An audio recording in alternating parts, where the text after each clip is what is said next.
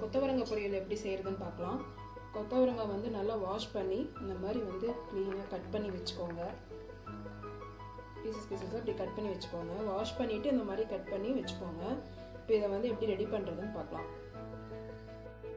ஒரு கடாயை எடுத்துக்கோங்க. அதில் வந்து ஒரு 1 டேபிள் ஸ்பூன் அளவுக்கு எண்ணெய் விட்டுக்கோங்க.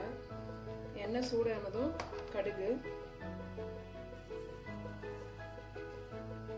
கடுகு பொரிய ஆரம்பித்த உடனே கொஞ்சமாக உளுந்து, கொஞ்சம் கடலைப்பருப்பு,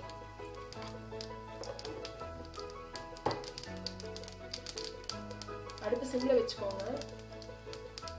கடுகு பொரிய ஆரம்பித்த உடனே சிம்மில் வச்சுக்கோங்க, ஜாஸ்தி வைக்க வேணாம். இந்த உளுந்தும் கடலைப்பருப்பு கொஞ்சம் கோல்டன் ப்ரௌன் ஆகட்டும். கோல்டன் ப்ரௌன் ஆன உடனே வெங்காயம், நான் வந்து பெரிய வெங்காயம் எடுத்திருக்கேன். நீங்கள் சின்ன வெங்காயம் வேணுனாலும் போட்டுக்கலாம். பொரியலுக்கு நான் பெரிய வெங்காயம் எடுத்திருக்கேன்.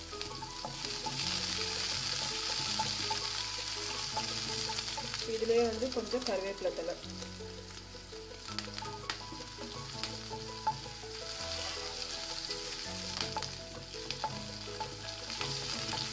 வெங்காயம் கொஞ்சம் வணங்கிட்டோம். சீக்கிரம் வணங்கிடும் வெங்காயம், ரொம்ப நேரம் இது பண்ண வேண்டாம். கோல்டன் ப்ரௌன் ஆகிற வரைக்கும்லாம் தேவையில்லை. குக் ஆகிடுச்சுன்னா போதும், வணங்கிடுச்சுன்னா போதும். ஆனால் நான் கம்மியாக தான் வெங்காயம் போடுறோம் இல்லைங்களா, அதனால் சீக்கிரமாக வணங்கிடும்.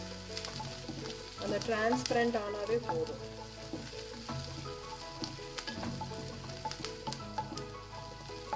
பாருங்க, வெங்காயம் வணங்கிடுச்சு.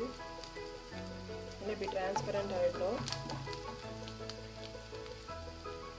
இப்போ இதில் வந்து நம்ம கட் பண்ணி வச்சிருக்கிற கொத்தவரங்காய்,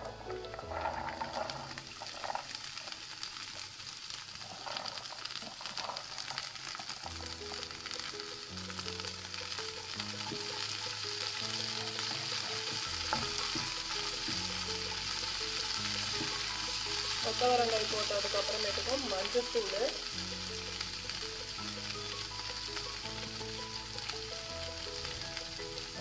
கொஞ்சம் மஞ்சத்தூள்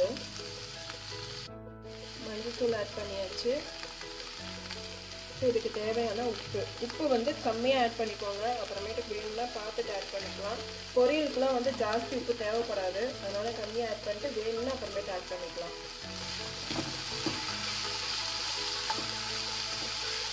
ஒரு பரட்டி விட்டுக்கோங்க.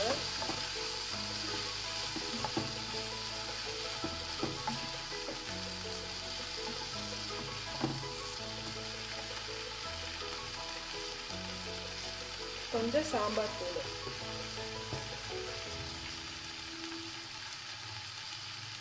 உங்களுக்கு காரத்துக்கு தகுந்த மாதிரி சாம்பார் தூள். நான் சாம்பார் தூள் மட்டும்தான் போடுறேன், இதெல்லாம் போடல. நான் மிளகாத்தூள் அவ்வளோ எதுவும் போடல.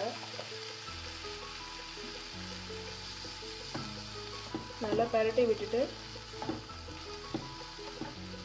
கொஞ்சமாக தண்ணி ஆட் பண்ணிட்டு வேக வச்சிடலாம்.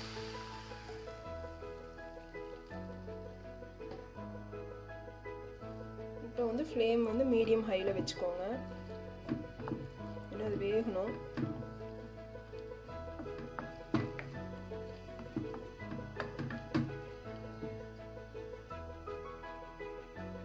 லிட்டு போட்டு மூடி வச்சுருங்க. கொஞ்ச நேரம் நல்லா வேகட்டும், அந்த காய் வேகட்டும். வேகிற வரைக்கும் வந்து விட்டுறலாம். கொத்தவரங்காய் நல்லா ஃபுல்லாக வெந்ததுக்கு அப்புறமேட்டுக்கு நம்ம ஃபைனலாக வந்து நிலக்கடலை அது வந்து பவுடர் பண்ணி போட்டுக்கலாம். நான் இவ்வளோ ஆட் பண்ணுறேன். உங்களுக்கு எவ்வளோ வேணுமோ நீங்கள் அவ்வளோ ஆட் பண்ணிக்கலாம், உங்கள் டேஸ்ட்டுக்கு தகுந்த மாதிரி. இப்போ இதை வந்து நல்லா பவுடர் பண்ணிக்கலாம்.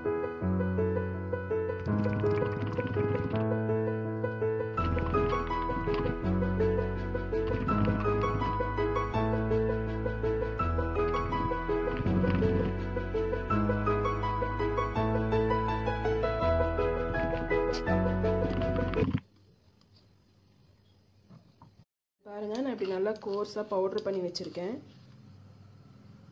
இதை வந்து நம்ம கொத்தவரங்காயில் வந்து வெந்த உடனே நம்ம ஆட் பண்ணிக்கலாம்.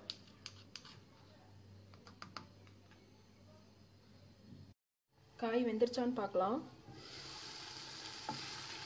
பாருங்கள், தண்ணியெலாம் நல்லா சுண்டி நல்லா காய் வெந்துருச்சு. காய் வெந்துருச்சான்னு இப்படி ஒரு காய் எடுத்துட்டு ஆற வச்சுட்டு சாப்பிட்டு பாருங்கள். இப்போ இதில் வந்து நம்ம ஃபைனலாக நம்ம வந்து பவுட்ரு பண்ணி வச்சுருக்க நிலக்கடலை அந்த பவுட்ரு போட்டுக்கலாம்.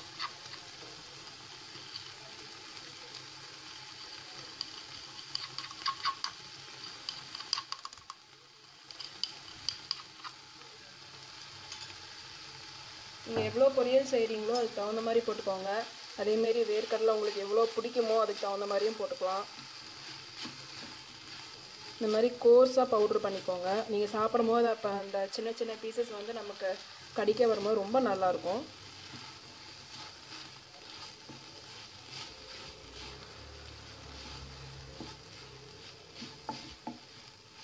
ஒரு 2 minutes குக் ஆகட்டும். குக் ஆனதும் ரெடி ஆகிடும்.